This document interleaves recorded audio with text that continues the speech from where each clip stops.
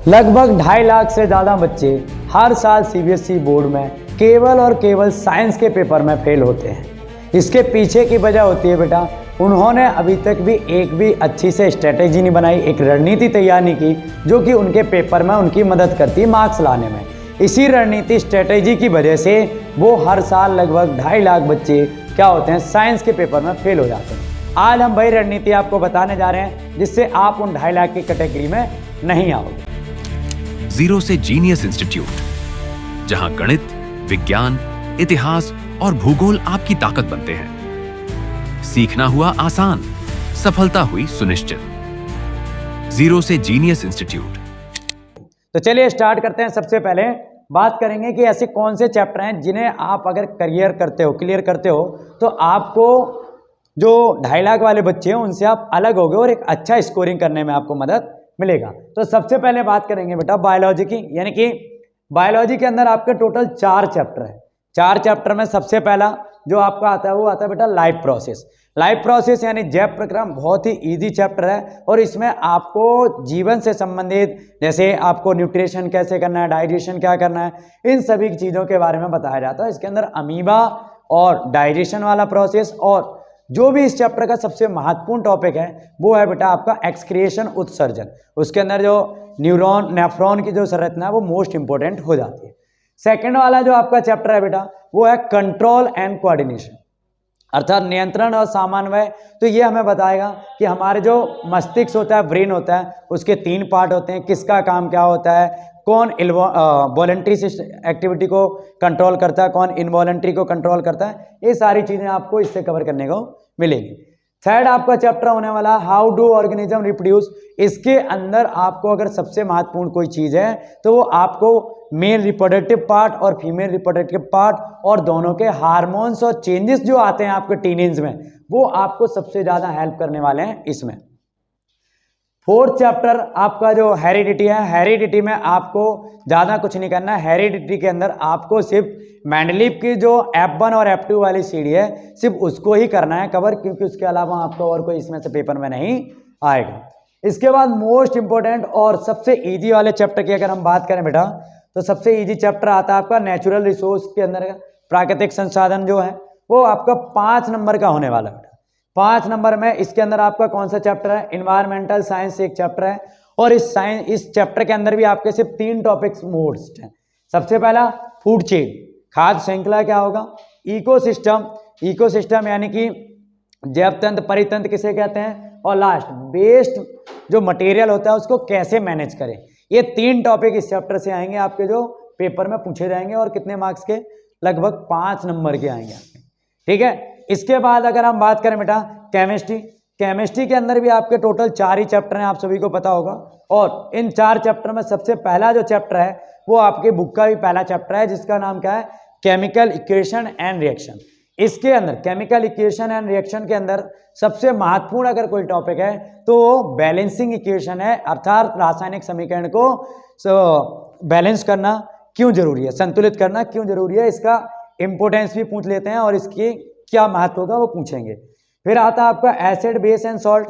Acid base and salt के अंदर आपको पावरफुल एसिड्स और वीक एसिड का पता होना चाहिए, पावरफुल सॉल्ट और वीक सॉल्ट इनके बारे में पता होना चाहिए। और महत्वपूर्ण चीज डाइजेशन, टूथ और जो मिट्टी के जो पीएच मान है जिसके अंदर आपको बुझा हुआ चूना, बिना बुझा हुआ चूना, ये दोनों की यूज करने को मिलेगा।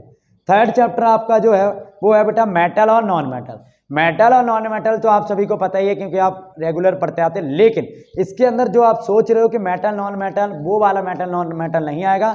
इसके अंदर आएंगे आपके मेटल और नॉन मेटल कैसे एसिड के साथ रिएक्ट करेंगे, कैसे वाटर के साथ रिएक्ट करेंगे, अर्थात मेटल नॉन मेटल कैसे किसके साथ रिएक्ट करेंगे, अर्थात इसके अंदर भी इक्वेशन आपसे पूछी जाएंगी। इसके बाद लास्ट आपका जो चैप्टर है, chapter number 4, carbon and its compound. तो कार्बन एंड इट्स कंपाउंड में सबसे महत्वपूर्ण अगर टॉपिक कोई है तो वो है बेटा आपका एथनॉल। एथनॉल कैसे बनता है, एथनॉल रिएक्ट क्या करेगा, एथनॉल का बॉइलिंग पॉइंट और मेटलिंग पॉइंट क्या होने वाला है, और एथनॉल से क्या क्या चीज़ बनाई जा सकती है रिएक्शन करने के बाद। जब एथनॉल के साथ सोडियम की क्रिया करेंगे तो क्या होगा, जब एथनॉल को हाइड्रेशन करेंगे तब क्या होगा, ये वाली चीज़ आपकी एथनॉल से है। सोप एंड डिटर्जेंट, इन दोनों के बीच में बेटा कई बार डिफरेंस भी पूछा जाता है। और सबसे महत्वपूर्ण जो चीज है इस चैप्टर की वो सफाई प्रक्रिया आती है, क्लीनिंग प्रोसेस आता है सोप और डिटर्जेंट। तो आप सभी को पता है कि जो साबुन है, जो सोप है, वो आपका सॉफ्ट वाटर के साथ रिएक्ट करता है, जबकि डिटर्जेंट जो है आपका वो सॉफ्ट वाटर और हार्ड वाटर दोनों के साथ रिएक्ट करता है। चलिए इसके बाद आगे बढ़ते हैं, हम बात करेंगे फिजिक्स की। बेटा इस बार हमने आपकी जो फिजिक्स है उसको लगभग 2 भागों में बांटा हुआ है। 2 भाग कौन से? सबसे पहला है effect of current. Effect of current के अंदर आपको 13 नंबर के क्वेश्चन मिलेंगे जो कि आपके 2 चैप्टर से होने वाले हैं। वो चैप्टर कौन सा है? सबसे पहला चैप्टर है आपका इलेक्ट्रिसिटी यानी विद्युत। और आपको पता है ये वाला चैप्टर मोस्ट इंपोर्टेंट है आपका, इलेक्ट्रिसिटी यानी विद्युत। इसके अंदर आपको पैरेलल सीरीज लगाना आना चाहिए, क्योंकि इस चैप्टर से आपके न्यूमेरिकल बेस्ड क्वेश्चन बहुत ज़्यादा आते हैं जो कि बहुत ईजी होते हैं, एक केस स्टडी बनता है। सेकंड चैप्टर अगर इसके अंदर कोई होता है तो मैग्नेटिक इफेक्ट ऑफ करंट, इसके अंदर आपका सोलेनॉइड वाला जो टॉपिक्स है वो मोस्ट इंपोर्टेंट बन जाता है। ठीक है, इसके अंदर। इसके बाद नीचे आ जाओ बेटा, नेचुरल पॉलिनॉम्स। इसके अंदर आपके क्या आएंगे? इसके अंदर आपका क्या है? लाइट है, रिफ्लेक्शन और रिफ्रैक्शन। जो लाइट है, लाइट का रिफ्लेक्शन और रिफ्रैक्शन आएगा, जिसके अंदर आपको लाइट के जो रिफ्लेक्शन है, रिफ्लेक्शन के जितनी भी प्रॉपर्टीज होती हैं उसे यूज करना पड़ेगा।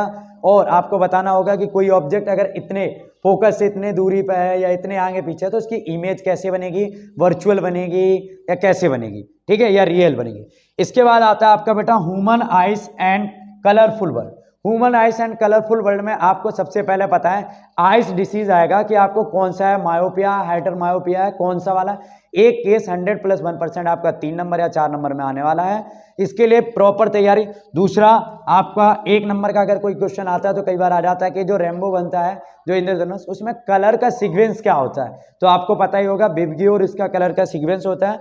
और एक और चीज जो आपके यहाँ पर होने वाली है वो होते हैं आपके जो मैग्नेटिक इफेक्ट एंड करंट है, उस वाले चैप्टर से आपको देखने को मिलेंगे 2 लॉ। एक राइट हैंड वाला लॉ, उसे जरूर याद करना, जिसमें आपको पता चलेगा कि कौन सी उंगली और कौन सी फिंगर जो है किस चीज को डिनोट करती है, करंट को कौन दिखा रहा है, विद्युत धारा के प्रवाहित को कौन दिखा रहा है, और इलेक्ट्रिक मैग्नेट की जो लाइनिंग है उसे कौन दिखा रहा है। और सोलेनॉइड को कभी ना भूलिए, क्योंकि ये वो सोलेनॉइड है जो आपको एक क्वेश्चन ऐसा आएगा ही आएगा जो सोलेनॉइड से जुड़ा होगा और जिसे लगभग हिंदी में परिनालिका कहते हैं। तो ये वाला क्वेश्चन आपका जरूर आएगा। अगर इस प्रकार की स्ट्रेटेजी आप यूज करते हो तो आप उन 2.5 लाख बच्चों से अलग होंगे और आपको अपने रिजल्ट में पॉजिटिव चेंजेस देखने को मिलेंगे और आप एक बढ़िया मार्क्स लेके आओगे तो आपको भी लगेगा कि चलो आपने कोई टिप्स यूज की थी जो आपके लिए बहुत अच्छी है। और लास्ट में हम आपसे यही कहेंगे कि आपको ये सारे चैप्टर यूट्यूब पे बहुत सारी वीडियो मिल जाएंगी, चाहे हमारे चैनल से देखो या कहीं से भी आप क्लियर कर सकते हो। लेकिन याद रखना, आपका जो प्रोसेस होना चाहिए, आपकी जो रणनीति स्ट्रेटेजी होनी चाहिए वो इस तरीके की होनी चाहिए कि सबसे पहले बायो को खत्म करो, बायो के बाद नेचुरल रिसोर्स से आपका एक क्वेश्चन आता है जो कि 5 नंबर का और एक ही चैप्टर है, तो इस चैप्टर को क्लियर करो। तो स्ट्रेटेजी बनाओगे तभी आप आगे बढ़ोगे। कहते हैं मेहनत करनी है तो सही दिशा में, अगर आप मेहनत कर रहे हो और उस मेहनत को अगर आप सही दिशा में करोगे तब तो आपका फल मीठा होगा। आप मेहनत कर रहे हो लेकिन उसे गलत दिशा में करोगे तो वहां पर आपका कंफ्यूजन के चलते आपका जो फल होगा वो उतना आपके लाभदायक नहीं हो सकता जो कि आपने सोचा होगा। फिर बाद में बच्चे सोचते हैं कि मैंने तो बहुत पढ़ा था लेकिन फिर भी मेरे नंबर कम आए, और मेरा जो साथी है उसने इतना भी नहीं पढ़ा लेकिन फिर भी उसके नंबर मेरे से ज़्यादा आए। उसके पीछे की सबसे मेन वजह होती है बेटा आपकी स्ट्रेटेजी, कि आपने किस प्रकार की स्ट्रेटेजी, किस प्रकार की रणनीति बनाई जिससे आपके मार्क्स आएंगे। तो सबसे पहले आपको पता होगा ये बायो वाला जो प्रोसेस है बेटा, इस वाले यूनिट में टोटल 5 और 25 मिला के 30 नंबर होते हैं और ये आपके प्रॉपर ही थ्योरी बेस्ड क्वेश्चन है और बहुत ही इजीली है क्योंकि लाइफ प्रोसेस आपकी खुद की लाइफ से जुड़ा होता है। कंट्रोल एंड कोऑर्डिनेशन ये आपकी लाइफ से जुड़ा हुआ था। इसके अंदर कंट्रोल एंड कोऑर्डिनेशन के अंदर रिफ्लेक्शन आर्क जो होती है मोस्ट इंपोर्टेंट होती है बेटा, रिफ्लेक्शन आर्क। फिर आ जाता है आपका हाउ डू ऑर्गेनिज्म रिप्रोड्यूस, जो ऑर्गेनिज्म है, जो जीव हैं, वो कैसे अपने जैसे संतति को उत्पन्न करते हैं, कैसे रिप्रोडक्शन करते हैं। इसके अंदर 2 टाइप्स होते हैं, सेक्सुअल, असेक्सुअल। इसके अंदर जो मेन टॉपिक है बेटा वो है फर्टिलाइजेशन, निषेचन। फर्टिलाइजेशन की भी 2 टाइप्स हैं। एक, अगर 2 सिचुएशन बनती हैं कि फर्टिलाइजेशन हो गया तो क्या होगा, अगर फर्टिलाइजेशन की प्रोसेस की क्रिया नहीं हो पाती तब क्या होगा, तो ये 2 केस इसके। तीसरी चीज आपको पता है प्रेगनेंसी रोकने के लिए क्या क्या चीज का उपयोग कर सकते हैं, वो भी इसी चैप्टर के अंदर आपका इंक्लूड होगा। हेरिडिटी के अंदर आपको वेरिएशन, विभिन्नता देखने को मिलेगी, जो आपको हेरिडिटी होती है, जो आप एक पीढ़ी से दूसरी पीढ़ी में जो आपके लक्षण हो गए, आपके पेरेंट्स से जो मिलती जुलती चीज़ें होती हैं वो आ गया। तो इसके अंदर आपकी F1 और F2 वाली सीढ़ी आएगी, F1 और F2 वाली, इसकी रेशियो याद कर लेना, 1 नंबर में जरूर आएगी। अब बात करते हैं इससे अगर कोई केस स्टडी बनता है तो बेटा केस स्टडी वही बनता है, इसके अंदर पूछ लेंगे कि एक गांव की एक महिला थी जिसकी बच्चियां बहुत ज़्यादा थीं, उसके जो ससुराल वाले थे उसे बहुत मारते थे, घरेलू हिंसा करते थे। इसके पीछे रीजन थी, वो सोचते थे कि इसकी लड़कियां ही लड़कियां हो रही, लड़के क्यों नहीं। तो इसके पीछे आपको एक डॉक्टर बन के वहाँ सलाह देनी पड़ती है और बताना पड़ता है कि लड़का होना या लड़की होना, सेक्स जो जेंडर है वो ना तो महिला के ऊपर डिपेंड होता है पूरा पूरा, ना ही पुरुष के ऊपर, दोनों के ऊपर 50-50 चांस है और महिला इसके लिए बिल्कुल भी जिम्मेदार नहीं होती। तो यहाँ पर एक आपको जागरूक नागरिक भी बनाया जाता है। एनवायरमेंटल साइंस के अंदर आपको फूड चेन, इकोसिस्टम और लास्ट जो आपका टॉपिक है वो मैनेजमेंट करना है, वेस्ट मटेरियल, जो कि आज का सबसे महत्वपूर्ण टॉपिक बन जाता है। तो इनको अगर आप सही से एक स्ट्रेटेजी के साथ अगर आप क्लियर करोगे तो आप पेपर से 10 से 15 दिन में भी आप अपना पूरा सिलेबस क्लियर कर लोगे बिना किसी स्ट्रेस के, और इसी से आप एक अपने एग्जाम के बाद जब रिजल्ट आएगा तो एक पॉजिटिव चेंज आपको देखने को मिलेगा। धन्यवाद। जीरो से जीनियस इंस्टीट्यूट, जहां गणित, विज्ञान, इतिहास और भूगोल आपकी ताकत बनते हैं। सीखना हुआ आसान, सफलता हुई सुनिश्चित। जीरो से जीनियस इंस्टीट्यूट,